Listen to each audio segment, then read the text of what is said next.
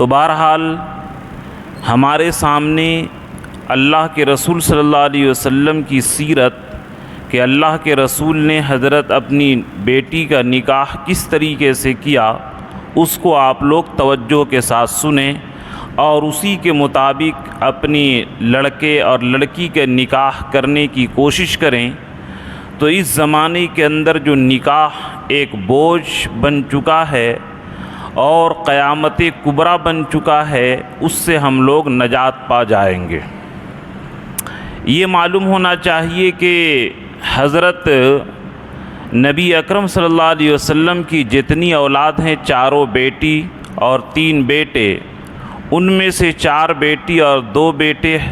حضرت خدیجہ سے ہیں، اور ایک لڑکا صرف حضرت ابراہیم حضرت ماریہ قبطیہ کے بطن سے پیدا ہوئے، بقیہ تمام اولاد حضرت خدیجہ رضی اللہ تعالیٰ عنہ سے ہیں۔ حضرت زینب ان میں سب سے بڑی لڑکی ہیں، ان کا نکاح ابو العاص ابن ربی، یہ حضرت خدیجہ رضی اللہ تعالیٰ عنہ کی بہن تھی، یعنی اپنے خلیرے بھائی سے حضرت زینب کا نکاح ہوا، جو سن 7 ہجری میں ابو العاص ابن ربی بھی ایمان قبول کر لیے تھے۔ اور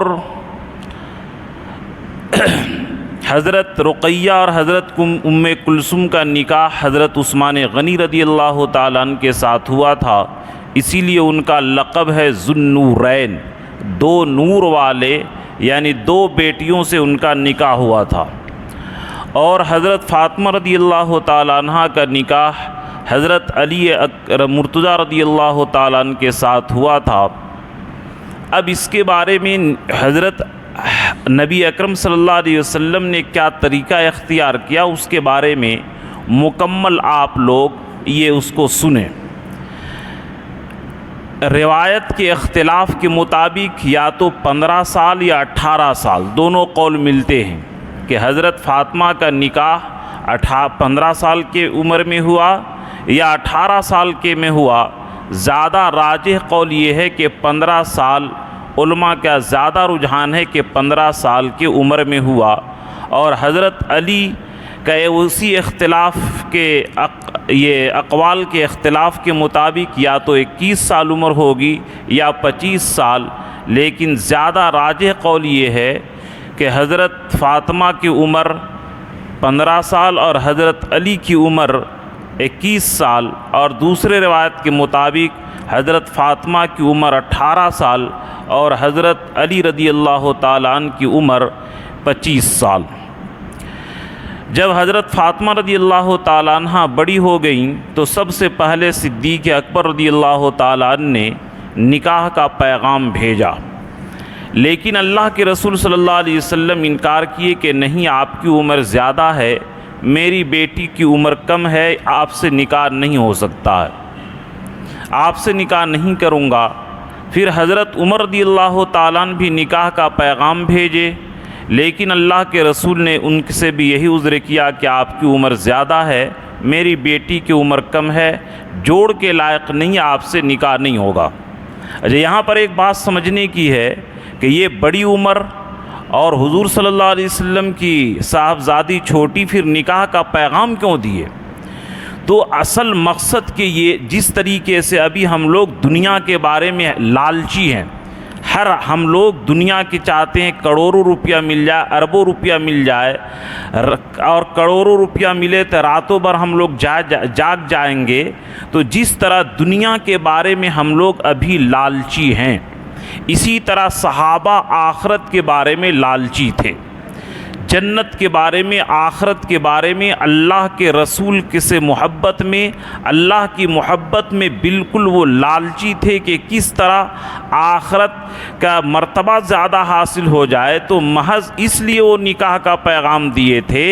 تاکہ حضور کے ساتھ مزید دامادی کا رشتہ ہو کر کے میرا آخرت میں مقام اور مرتبہ بڑھ جائے، اس لیے انہوں نے پیغام دیا تھا دنیاوی کوئی حرص اور کیا ہے ایک مرد کو ایک عورت کی جو ضرورت ہوتی ہے اس حرص اور اس لالچ میں یہ نکاح کا پیغام نہیں دیے تھے۔ یہ میں آپ کے ذہن کو صاف کرنا چاہتا ہوں تاکہ آپ کو یہ سمجھ میں آ جائے کہ ان بڑی عمر کے لوگوں نے چھوٹی عمر کی لڑکی کو پیغام کیوں دیا۔ حضرت علی رضی اللہ تعالیٰ عنہ پیغام دیے تو حضرت علی رضی اللہ تعالیٰ عنہ کے پیغام کو اللہ کے رسول صلی اللہ علیہ وسلم نے قبول کیا اور بس یہی منگنی ہو گئی۔ رشتہ طے کرنے کا نام ہی لوگ یہ منگنی ہے، اب اس میں منگنی میں ہوٹل بک اور یہ سب بالکل شریعت کے خلاف ہے۔ جب یہ رشتہ طے ہو گیا تو حضرت انس رضی اللہ تعالیٰ عنہ کو اللہ کے رسول صلی اللہ علیہ وسلم حکم دیے کہ حضرت ابو بکر، حضرت عمر اور حضرت طلحہ، حضرت زبیر اور انصار کی ایک جماعت کو بلا لاؤ۔ تو یہاں پر لڑکی والے نکاح میں دعوت دے رہا ہے، لڑکا والے حضرت علی رضی اللہ تعالیٰ عنہ ایک آدمی کو بھی نہیں بلائے۔ اب اس زمانے کے اندر سوچئے کہ لڑکا والا کس بے شرمی کے ساتھ دعوت دیتا ہے کہ چلیے گاڑی ریزرو کر دیے ہیں اور کھانے کے اندر یہ ہونا چاہیے، ایسا ہوٹل ہونا چاہیے اور یہ ہونا چاہیے، بالکل یہ سب ختم۔ تو حضرت علی رضی اللہ تعالیٰ عنہ ایک آدمی کو بھی دعوت نہیں دیے اور حضرت نبی اکرم صلی اللہ علیہ وسلم نے چند لوگوں کو بلا لیا۔ تو بہرحال حضرت علی رضی اللہ تعالیٰ عنہ کے خطبہ بھی نکاح کا خطبہ اللہ کے نبی صلی اللہ علیہ وسلم خود پڑھے اور اپنی بیٹی کا نکاح 500 درہم کے بدلے میں کر دیے اور مختصر سے جہیز کا سامان جس کا تذکرہ پچھلے ہفتہ گزر چکا، مشکل سے 7-8 سامان، ہارڈلی 10 سامان وہ دے کر کے رخصت کرنے کی جب باری آئی تو حضرت علی رضی اللہ تعالیٰ عنہ کہے کہ میں رخصت کرانا چاہتا ہوں، تو اللہ کے رسول صلی اللہ علیہ وسلم ان کو واپس کیے کہ تم جاؤ، میں خود سے روانہ کر دوں گا، رخصت کر دوں گا۔ چنانچہ اپنی باندی ایمن رضی اللہ تعالیٰ عنہ، اچھا اختلاف ہے، بعض روایت کے مطابق 7.5 مہینہ کے بعد رخصتی ہوئی اور بعض روایت کے مطابق اس سے کم بھی مدت آتی ہے کہ رخصتی ہوئی نکاح، اور بعض کمزور روایت ہے کہ نکاحی کے دن رخصت ہوئی، لیکن زیادہ معتبر قول یہ ہے کہ نکاحی کے دن رخصت نہیں بلکہ نکاح کے کچھ دن کے بعد رخصتی ہوئی۔ اور جب رخصتی ہونے لگی تو پیدل بغیر کسی سواری کے حضرت ایمن کے ہاتھوں حضرت نبی اکرم صلی اللہ علیہ وسلم نے اپنی لخت جگر کو رخصت کیا اور رخصت ہو گئی۔ تو رات میں جا کر کے نبی اکرم صلی اللہ علیہ وسلم حضرت فاطمہ رضی اللہ تعالیٰ عنہ کے یہاں گئے اور حضرت فاطمہ سے فرمائے کہ ایک پیالہ پانی لاؤ۔ چنانچہ پانی لائے اور اپنا لعاب دہن ڈالے اور فرمائے کہ لو پی لو، اور اس کے اندر کیا فرمائے کھڑی ہو جاؤ، سینہ میں چھینٹا مارے، کندھے میں چھینٹا مارے، فرمائے کہ گھوم جاؤ، گھوم گئی، اور پیٹھ میں بھی چھینٹا مارے اور کندھے پر بھی چھینٹا مارے اور فرمائے کہ اس سے تم وضو کر لو اور بعض روایت کے مطابق پی لو۔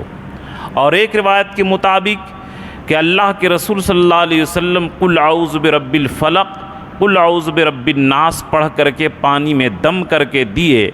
اور فرمائے کہ یہ فاطمہ سے فرمائے کہ لو تم پانی لاؤ۔ چنانچہ وہ پانی لائے اور پھونک مارے اور چھڑکے اور ان سے وضو بھی کروائے اور دعا دیے کہ اے اللہ اس کو اور اس کی اولاد کو شیطان مردود سے میں پناہ میں دیتا ہوں، شیطان کے تسلط سے ان کی حفاظت فرما۔ اسی طرح حضرت علی رضی اللہ تعالیٰ عنہ سے بھی کیے کہ جاؤ تم پانی لاؤ۔ حضرت علی رضی اللہ تعالیٰ عنہ پانی لائے،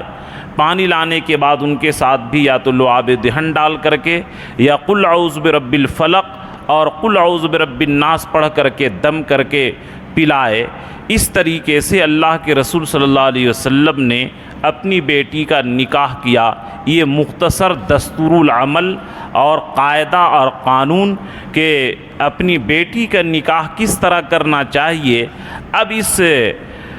واقعہ کے ذیل میں جو ہمیں سبق ملتا ہے وہ آپ کے سامنے میں بیان کرتا ہوں۔ سب سے پہلے بات یہ آپ ذہن میں رکھیں کہ جس طریقے سے نماز، روزہ، حج، زکوٰۃ، قربانی، عمرہ، تسبیح، تلاوت اور ہر چیز میں، کھانے میں، پینے میں، سونے میں، بیٹھنے میں، بیوی بچوں سے ملنے میں، جس طرح ہر چیز میں سنت کی رعایت ہم لوگ کرتے ہیں، اسی طرح نکاح کے اندر بھی ہم کو رعایت کرنی پڑے گی۔ یہ ہرگز نہیں ہے کہ نکاح کے اندر ہم لوگ آزاد ہیں اور نکاح کے اندر جو چاہیں کریں۔ یہیں سے امت کی بگاڑ شروع ہوئی ہے کہ نعوذ باللہ نکاح میں کیا شریعت، نکاح میں کیا سنت، نکاح میں کیا طریقہ، یہیں سے امت کی ذہن بگڑی ہے۔ اور اسی ذہن کے بگڑنے کی وجہ سے شادی جو اس زمانے کے اندر ہم لوگوں کے لیے بوجھ بن گیا ہے، اسی لیے، ورنہ حضرت شیخ زکریا رحمۃ اللہ علیہ آپ بیتی میں نے خود آپ بیتی 2 جلدوں میں کتاب ہے کہ حضرت شیخ زکریا رحمۃ اللہ علیہ اپنی حالات زندگی کہ بچپن سے لے کر کے بڑھاپے تک کے انہوں نے کیسے زندگی گزاری،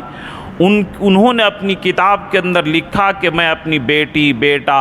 نواسی، بھانجی، یعنی جو میرے متعلقین ہیں 20 نکاح میں نے کیا، اور نکاح کرنے میں ایسا لگا جیسے کہ 2 رکعت نماز پڑھ رہا ہوں۔ تو یہ 2 رکعت نماز پڑھنا اور نکاح کرنا برابر کیسے ہوا؟ اس لیے کہ ان لوگوں نے شریعت کی رعایت کی۔ اور آج ہم لوگوں کے لیے نکاح جو مصیبت بن چکی ہے، اس لیے کہ ہم لوگ شریعت کو نکال دیے ہیں۔ اور خاص کر کے عورتوں میں یہ ہے کہ ساری تہجد بھی پڑھیں گی، تسبیح، تلاوت سب کچھ کریں گے، لیکن نکاح کے موقع پر ان کے ذہن میں یہ خناس شیطان ذہن میں یہ بات ڈالتا ہے کہ شادی بار بار تھوڑی ہوتی ہے، ایک بار ہوتی ہے، شوق کب پورا کریں گے؟ یہ نکاح اور شادی شوق پورا کرنا نہیں ہے۔ وَجْعَلُوا نِكَاحَكُمْ فِي الْمَسَاجِدِ، کہ اپنے نکاح کو مسجد میں کرو۔ یہ اگر یہ عبادت نہیں ہوتی، تجارت ہوتی، کہ جس طرح تجارت کرنا مسجد میں گناہ اور ناجائز ہے، بلکہ آپ مسجد میں بیٹھ کر کے لین دین کا بات کریں، یہ گناہ کی بات ہے۔ یہاں تک کہ مسئلے کے اعتبار سے اگر آپ کسی لڑکے کو مسجد کے حصے میں یہ کہیں کہ جا ہوٹل سے 1 پلیٹ بریانی لے آؤ، یہ بولنا بھی ناجائز ہے مسئلے کے اعتبار سے۔ یعنی وکیل بالبیع، بیع اور خرید و فروخت کا وکیل بنانا یہ ناجائز ہے۔ اب لوگ بے شرمی کے ساتھ مسجد کے اندر نعوذ باللہ گٹکھا کا کھا جاتے ہیں، کھینی کھاتے ہیں، حالانکہ بیڑی سگریٹ پی کر کے مسجد آنا یہ مکروہ تحریمی ہے، اور بے شرمی کے ساتھ لوگ مسجد کے اندر کھینی کھاتے ہیں، اس سے پرہیز کریں، یہ حرام کے قریب ہے، گناہ کی بات ہے، اس سے بچیں۔ تو پہلی بات ہم لوگوں کے جو یہ سمجھ میں، یہ ذہن میں ہم لوگ بیٹھا لیں کہ جس طرح نماز پڑھنے میں ہم شریعت کے پابند ہیں، کہ جس طرح اللہ کے رسول نماز پڑھے ہم اسی طریقے سے نماز پڑھیں، جس طرح اللہ کے رسول حج کیے ہم اسی طریقے سے حج کریں، جس طریقے سے اللہ کے رسول عمرہ کیے اسی طریقے سے ہم عمرہ کریں، جس طرح شریعت کے تمام کاموں میں ہم شریعت کے پابند ہیں، اسی طرح نکاح میں بھی ہم شریعت کے پابند ہیں، ہم آزاد نہیں ہیں۔ اور یاد رکھیے، یہ جو ہم لوگ ذہن میں بیٹھا لیے کہ دین مشکل ہے، نہیں، ان اللہ یرید بکم اليسر ولا یرید بکم العسر، کہ اللہ تعالیٰ تمہارے ساتھ آسانی کرنا چاہتے ہیں، تمہارے ساتھ مشکل پیدا کرنا نہیں چاہتے ہیں۔ ان الدین یسر، اور دین آسان ہے، دین جو مشکل ہے ہماری اپنی خباثت، ہم لوگوں کی نفسانیت، ہم لوگوں کی شرارت، ہم لوگوں کی دنیا کی فیشن پرستی، اللہ اور رسول کی بغاوت کی وجہ سے دین مشکل نظر آتا ہے، جبکہ اللہ تعالیٰ فرماتے ہیں وما ارسلنا من رسول الا لیطاع، کہ ہم نے جو رسول بھیجا اسی لیے بھیجا تاکہ ان کی پیروی کی جائے۔ آج جو مسلمان پریشان ہے، افسوس ہے کہ جس طریقے سے، ایک مثال دیتا ہوں کہ ایک آدمی ارب پتی ہے، اس کے گھر میں قورمہ، بریانی اور ہر چیز کھانے کی جو میں نام بھی نہیں جانتا ہوں، تمام چیزیں کھانے کی اس کے یہاں بھری پڑی ہے، اور وہ آدمی اپنے بہترین اور عمدہ کھانا چھوڑ کر کے ایک جو نالی میں پھینک دی جائے سڑی ہوئی چٹنی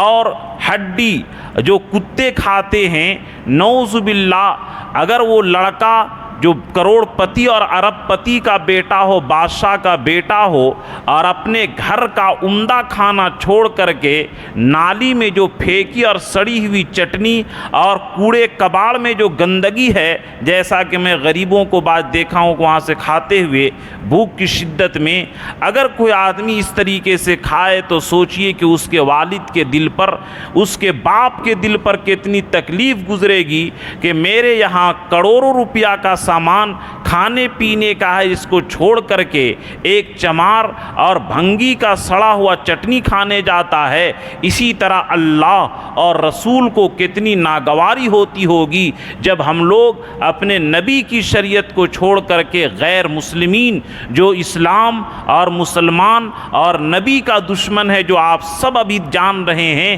کہ کس طرح یہ یہود اور نصارہ اور غیر مسلمین یہ مسلمانوں کے دشمن ہیں، یہ کس طریقے سے یہ سب کے سب سامنے ہیں، لیکن پھر بھی ہم اپنے نبی اور اللہ کے طریقے کو چھوڑ کر کے ان کے طریقے پر چلیں تو کتنی تکلیف ہوگی، ان کو بھی، اللہ کے رسول کو بھی تکلیف ہوگی، اور ہمیں تو اپنا نقصان ہے ہی ہے۔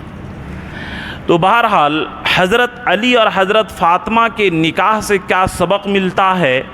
سب سے پہلا سبق یہ اور ہدایت یہ ملتی ہے کہ لڑکا ہو یا لڑکی، اگر نکاح کی عمر ان کی ہو جائے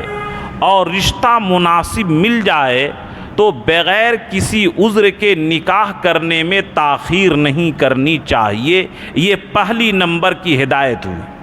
اور حضرت فاطمہ کی عمر یا تو 15 سال یا 18 سال اور حضرت علی کی عمر یا تو 21 سال یا 25 سال۔ اس سے یہ ہدایت ملتی ہے کہ لڑکی کو 18 سال کی عمر تک اور لڑکا کو 25 سال کی عمر تک میں نکاح کر دینا چاہیے۔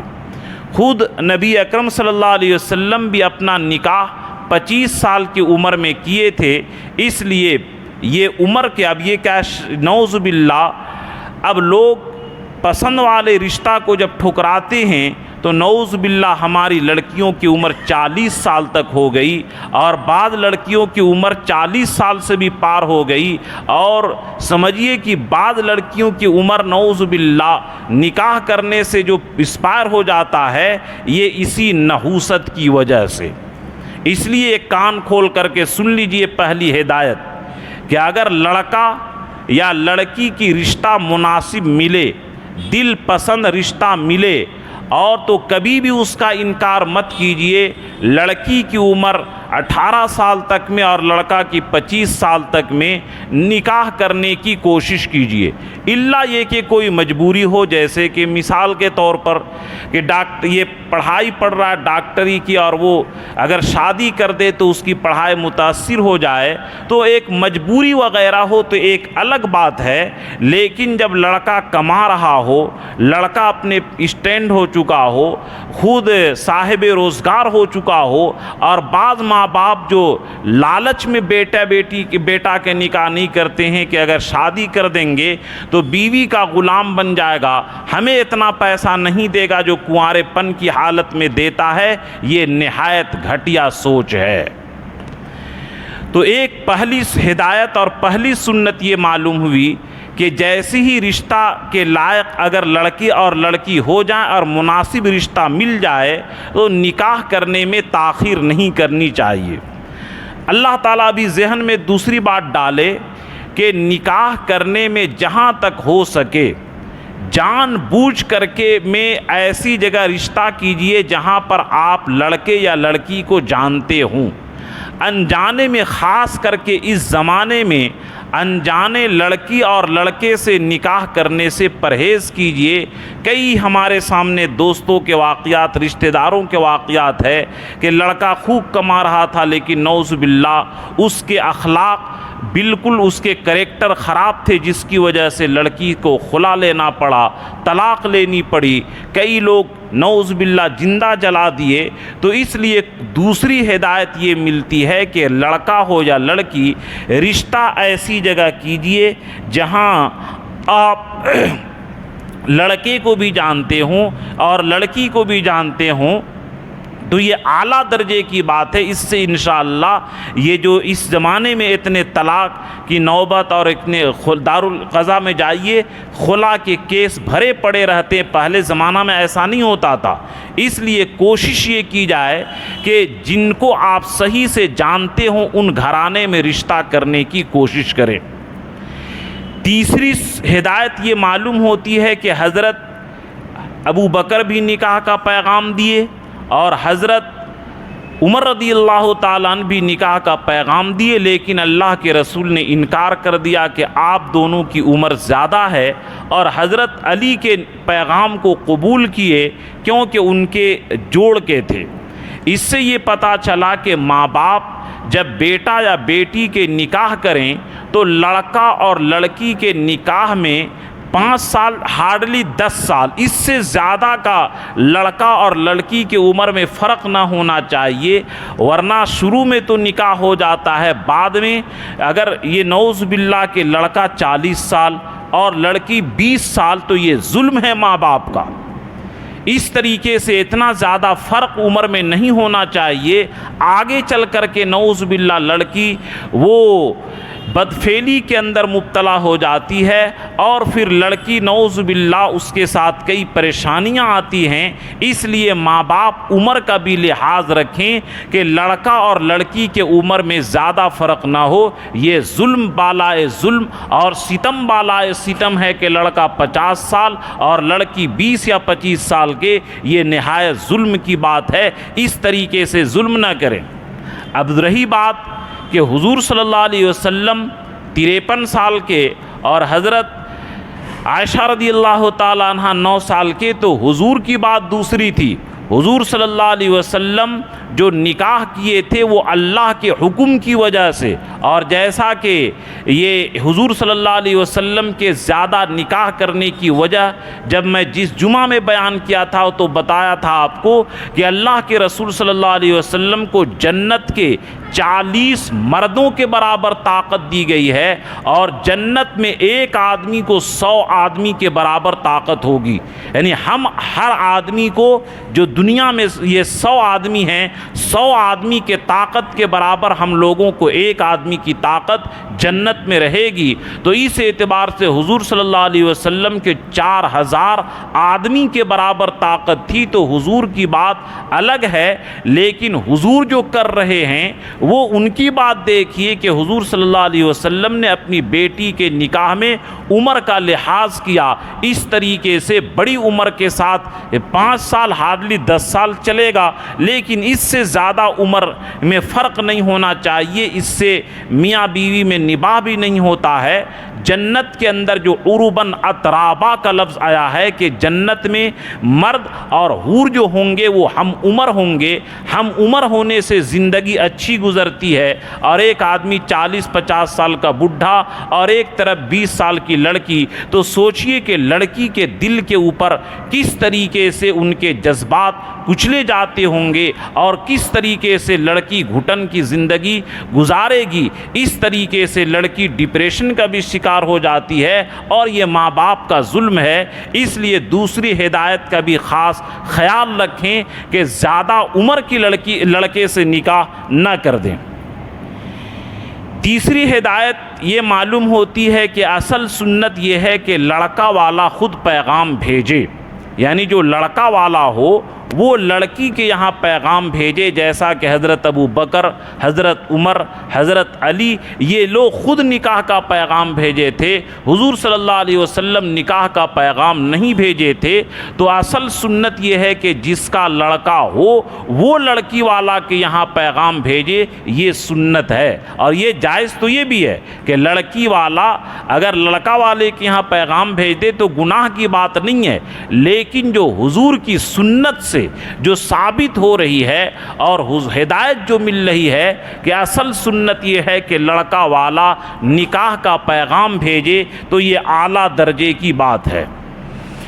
اسی طرح چوتھی ہدایت جو معلوم ہوتی ہے کہ حضرت علی رضی اللہ تعالیٰ عنہ کا جب پیغام آیا تو حضرت فاطمہ رضی اللہ تعالیٰ عنہ سے نبی اکرم صلی اللہ علیہ وسلم نے رضامندی کا اظہار کیا اور رائے معلوم کی، تو اس سے یہ پتہ چلا کہ جب آپ لڑکا یا لڑکی کا نکاح کر رہے ہوں تو لڑکا سے بھی رضامندی معلوم کر لیجئے کہ لڑکا ایگری ہے یا نہیں، اسی طرح لڑکی سے بھی پوچھ لیجئے کہ لڑکی راضی ہے یا نہیں، ورنہ میرے پاس کارگزاری ہے کہ لڑکی کے زبردستی نکاح کیے اور لڑکا جیسی پہلی رات ملاقات کے لیے گیا، لڑکی نعوذ باللہ کمرے سے چلا کر کے نکل گئی، لڑکے کو ذلیل کر دی اور خلا لے لی، اور اس طریقے سے واقعات ابھی کرنٹ کے اندر یہ موجود ہیں۔ اس لیے میرے دوستو زبردستی بالکل، اگر لڑکی تیار نہ ہو یا لڑکا تیار نہ ہو تو ظاہر بات ہے کہ جب دل نہیں ملے گا تو دونوں کی زندگی جہنم بن جائے گی۔ خاص کر کے لڑکی کو بعد میں بڑی دقت ہو جاتی ہے کہ لڑکا کا تو بعد میں نکاح ہو جاتا ہے، لڑکی کی دوبارہ نکاح کرنے میں بڑا مشکل ہوتا ہے۔ اس لیے زبردستی نکاح ہرگز نہ کریں، بلکہ اور یہ اگرچہ جمعہ میں بیان کر چکا ہوں کہ لڑکا اور لڑکی کو اعتماد کرنا چاہیے، ان کو تجربہ نہیں ہے، ماں باپ جہاں کریں ان کو راضی ہونا چاہیے، کیونکہ ہر ماں باپ اپنی اولاد کی بھلائی چاہتی ہے، برائی کوئی بھی نہیں چاہتے ہیں۔ تو اس لیے لڑکا اور لڑکی کی رضامندی بھی معلوم کریں۔ پانچویں ہدایت یہ معلوم ہوتی ہے کہ منگنی کا مطلب ہوتا ہے صرف رشتہ کی پختگی، کہ جیسے کہ حضرت علی رضی اللہ تعالیٰ عنہ نے پیغام بھیجا اور حضرت نبی اکرم صلی اللہ علیہ وسلم نے اس کو قبول کر لیا، بس یہی منگنی ہے۔ اب نعوذ باللہ منگنی کے نام پر ہوٹل بک کرنا اور اس طریقے سے مٹھائیاں اور جوڑے اور کپڑے اور نعوذ باللہ سونے کے پلیٹ اور چاندی کے پلیٹ اور چمچ اور چاندی کا قلم، چاندی کے قلم سے لکھنا بھی ناجائز ہے۔ صرف چاندی کی انگوٹھی مرد پہن سکتا ہے اور عورت سونے چاندی کے زیور تو پہن سکتی ہے، لیکن مرد اور عورت چاندی کے پلیٹ میں کھانا پینا، چاندی کے قلم سے لکھنا مرد اور عورت ہر ایک کے لیے حرام ہے۔ جس کا استعمال حرام ہے اس کو منگنی کے دن دینا، یہ کیا ضرورت ہے؟ اسی سے بے برکتی نکلتی ہے، جیسا کہ میں نے شروع میں عرض کیا کہ جس طریقے سے آپ نماز پڑھ لیں لیکن نبی کے طریقے کے خلاف، تو نماز کی فرضیت تو ادا ہو جائے گی، لیکن نماز کا نور، نماز کی جو سنیت ہے، سنت کا جو نور ہے اور اللہ کے یہاں جو قبول ہونا چاہیے وہ اللہ کے یہاں قبول نہیں ہوگا اگرچہ نماز ادا ہو جائے گی۔ اسی طرح نکاح ایجاب اور قبول سے حلال ہو جائے گا کہ لڑکا اور لڑکی جو دونوں کے لیے پہلے حرام تھے، نکاح کے بعد دونوں کے لیے ایک دوسرے کا جسم حلال تو ہو جائے گا،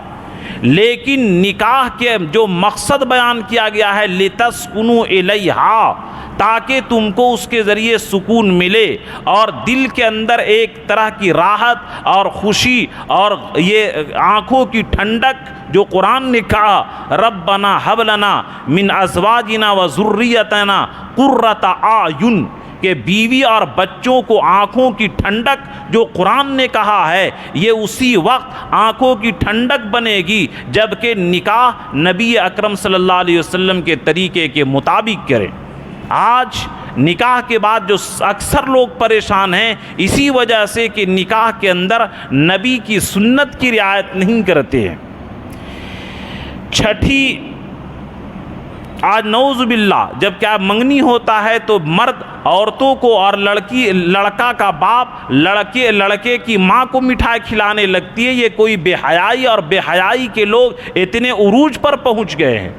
منگنی کا مطلب ہوتا ہے صرف رشتہ کی پختگی کا اعلان، اس کے علاوہ جتنے بھی یہ مٹھائی کھٹائی جوڑے توڑے کپڑے یہ سب ان چیزوں کا ثبوت ہے ہی نہیں ہے۔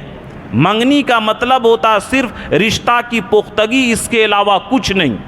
کہ رشتہ ہاں پکا، ہاں گئے مہمان دور دراز کے کھانا پینا ہو گیا، لیکن یہ سارے کے ہوٹل بک کر کے نعوذ باللہ لڑکا لڑکی کو انگوٹھی پہنائے، یہ کیا ہو گیا کہ لوگ فلم دیکھ کر کے اور غیروں کا طریقہ دیکھ کر کے اس کے مطابق نکاح کرتے ہیں، جبکہ نبی کی شریعت اور نبی کا الحمدللہ سے لے کر والناس تک یہ سارے قورمے بریانی اور بہترین چیزیں سب چیز کے سب موجود ہے۔ اس کو چھوڑ کر کے ایک بھنگی اور چمار جو دشمنوں خدا اور دشمن رسول ان کے طریقے کے مطابق یہ کرتے ہیں، یہ کیا ہو گیا مسلمانوں کو؟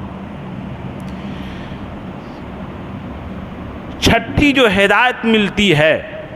کہ لڑکی والے مخصوص لوگوں کو بلائے، جیسا کہ حضرت انس کے ذریعے حضرت ابو بکر، حضرت عمر اور حضرت یہ طلحہ، حضرت زبیر اور انصار کی ایک جماعت کو بلائے نکاح میں۔ حضرت علی رضی اللہ تعالیٰ نے ایک آدمی کو بھی دعوت نہیں دیے۔ اب یہاں پر لڑکا کا باپ کتنا بے حیا ہوتا ہے کہ چلو 100-150 آئیں گے ہم لوگ، اور کھانے کی مینو تیار کرواتا ہے کہ یہ ہونا چاہیے۔ یہ تو بالکل سراسر اگر وہ اندر سے خوش دلی کے ساتھ نہیں کھلا رہا ہے، جتنے بھی بارات میں کھانے والے ہیں سب کے سب حرام کے کھانے والے ہیں، کیونکہ ابو داؤد کے اندر روایت ہے من دخل علی غیر دعوت دخل خارجا خرج مغیرا، کہ زبردستی کھانے والا ڈاکو اور چور کی طرح کھاتا ہے۔ تو یاد یہ کیا ہے، لڑکے والے کو تو بلانے کا حق ہی نہیں ہے کہ چلیے اس کے یہاں کھانا کھانے۔ اللہ یہ کہ اگر کیا ہے لڑکے والے دور سے لے جا رہے ہیں، 5-6 آدمی 10 آدمی گئے تو وہ کھانا کھا لیے، وہ ایک الگ چیز ہے، لیکن دوسرے کے کیا یہ 100 باراتی اور 150 باراتی اور باپ لڑکی کا باپ اندر سے نہیں چاہ رہا، یہ سراسر حرام ہے کھانا۔ اگر وہ کیا ہے خوش دلی سے کھلا دے تو حلال تو ہو جائے گا، لیکن بارات کے رسم کے زندہ کرنے کا گناہ پھر بھی اس کے ذمے لازم آئے گا۔ اسی طرح 7ویں ہدایت جو ملتی ہے، اچھا یہ مخصوص لوگوں کو بلائے، حالانکہ اللہ کے رسول بلاتے تو تمام صحابہ آ جاتے، تو اسی طرح رشتہ داری کے اعتبار سے خاص ہو یا آپ کے قربت کے اعتبار سے پڑوسی کے اعتبار سے چند لوگوں کو بلا لیے کافی ہے۔ اس سے یہ بھی سبق ملتا ہے کہ اگر لڑکی والا کسی کو نہ بلائے تو ناراض نہیں ہونا چاہیے۔ اب لوگ بات چیت بند کر دیتے ہیں، کیا تم نے مجھے کچھ لفٹ نہیں دیا، بیٹی کے شادی میں نہیں بلایا، ہم رشتہ لوگ توڑ دیتے ہیں۔ جبکہ صحابی رسول نکاح کر رہے ہیں اور نبی صلی اللہ علیہ وسلم کو خبر تک نہیں کر رہے ہیں، اور نبی اکرم صلی اللہ علیہ وسلم کوئی ناراضگی کا اظہار نہیں کیے۔ یہ سب کے سب جو سنت ہے، اگر اس طریقے سے ہو تو نکاح بالکل ایسا ہی ہوگا جیسا کہ 2 رکعت نماز پڑھنا، جیسا کہ حضرت شیخ زکریا رحمۃ اللہ علیہ نے فرمایا۔ 7ویں ہدایت جو ملتی ہے کہ مسجد میں نکاح ہونی چاہیے، یہ بہتر ہے، سنت ہے۔ اور 8ویں ہدایت ملتی ہے کہ اگر لڑکا کا باپ علم رکھتا ہو اور خطبہ پڑھنے جانتا ہو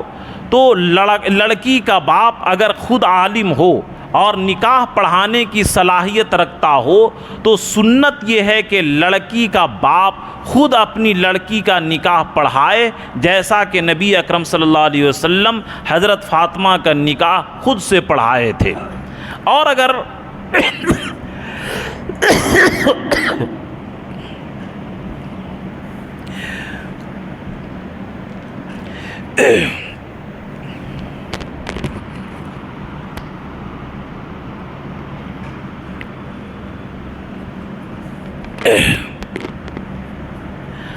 اگر اتنا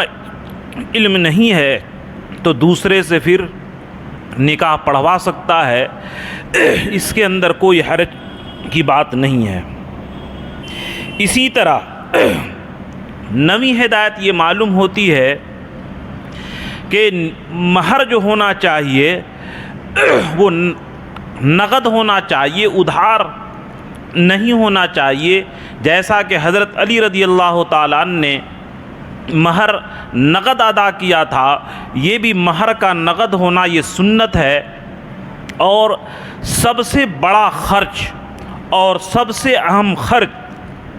جو نکاح کے اندر اللہ کے نبی نے فرمایا وہ مہر ہے۔ اب افسوس ہے کہ لوگ پنڈال میں، ہوٹل میں اور سارے گناہ کے کام میں، پڑاخے میں، بم میں لوگ خرچ کریں گے، اور جو نکاح کے اندر مہر شرط ہے اور مہر جو ضروری چیز ہے لوگ اسی کو نہیں دیتے ہیں۔ اس لیے اصل سنت یہ ہے کہ جتنی استعداد ہے، جتنی طاقت ہے، جتنی صلاحیت ہے، اپنی صلاحیت کے مطابق جتنا مہر دے سکتے ہیں آپ نقد مہر دینے کی کوشش کریں۔ اور 10ویں سنت یہ معلوم ہوتی ہے کہ نکاح کے بعد حضرت علی رضی اللہ تعالیٰ نے طباق میں چوہارے کو تقسیم کیا تھا، تو مسجد کے اندر چوہارے کو بھی تقسیم کرنا چاہیے اگر اللہ تعالیٰ نے وسعت دی ہو۔ چوہارے کے بارے میں ایک بات آپ لوگ یاد رکھیے کہ دیکھا ہوں میں بعض نکاح میں شریک رہا تو لوگ 2 3 4 پلاسٹک حاصل کرنا چاہتے ہیں، جبکہ لڑکا اور لڑکے کی باپ کی نیت یہ ہوتی ہے کہ جتنے بھی نکاح میں شریک ہوں سب کو ایک ایک پیس دیا جائے۔ اور اللہ کے رسول کی ایک حدیث ہے، نہا رسول اللہ صلی اللہ علیہ وسلم عن القران،